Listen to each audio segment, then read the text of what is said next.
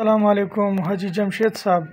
मैं ये वीडियो बना रहा हूँ सैद रहीम पेशावर सरबन से।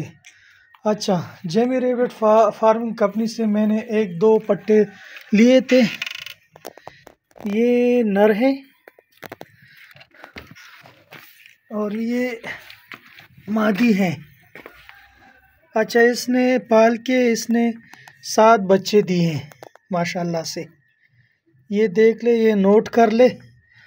और Jamie rabbit farming company branch से जो चारसद्दा रोड पे वाक़ है पेशावर में, और वो मौलाना हकीमुल्लाह हकानी साहब से लिए थे। और ये इंशाल्लाह माशाल्लाह इसने 7 बच्चे दिए हैं।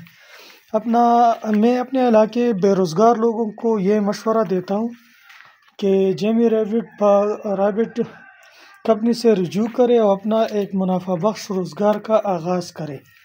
वस्सलाम।